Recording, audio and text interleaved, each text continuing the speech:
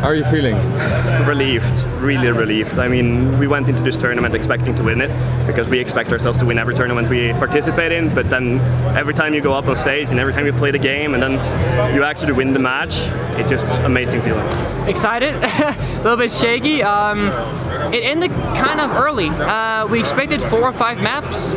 Didn't happen. It was 6-2, 6-2, 6-2. So in reality, we almost only played 2 full maps. So we sat down, and before we knew it was kind of over.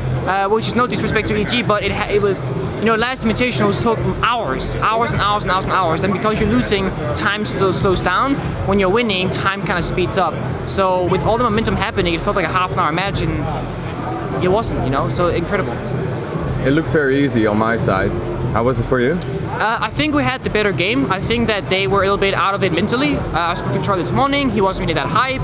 I was like, did you sleep a lot? He's like, yeah, I got, you know, 8-9 hours, pretty good.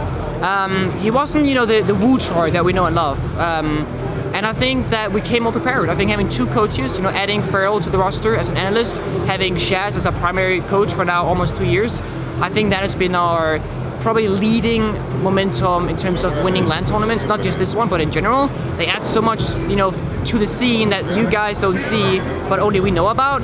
I think we spent, you know, averagely 3 to 5 seconds in a perp phase on banning operators, and that's due to preparation that came from the night before from our coaches. And we always win banning phase. I would say today they picked bang, we predicted that, or we picked bang rather. They picked consulate, which we knew they would ban, and then we played border where we had some secret strats. So I would say that we came way more prepared than they were. I mean, it was a great game. 6-2, 6-2, and 6-2. It's kind of convincing scores, but I don't think the rounds were that convincing. There were some rounds where we were 1 versus 1, and some rounds 2 versus 2, and that isn't a convincingly winning round. You guys are still evolving, still getting better. Like, go guys, going insane right now. What's the next step for you? I mean, individually, for example, I had a bad event this time. Last time Goga had a bad individual event. For our team, it doesn't really matter which person has a bad event or if someone has a good. As long as the other people are there and they're mentally there and they're just doing what they normally do, I think that any of our players can have that crazy event. And I think all of our players have had crazy events. And with the team we have, one guy can have a bad day or 2 bad days or 3 bad days, but we'll still pull through. G2 already have their investments back, plus some bonus right now. What's up next for you?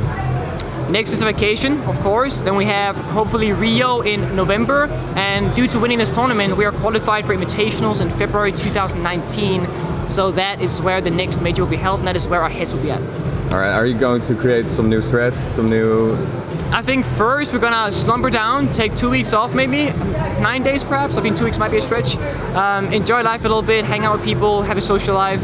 Once we get back, obviously new operators, Clash and Maverick, new map Hairfall coming back as a rework, and then we gotta grind again. Are you going to stop streaming for a week as well? I'm actually going to England for 9 days, so I'm gonna have 2 days break when I get back, might stream one of them, 9 days in England, and then the 1st of September we'll be back in action.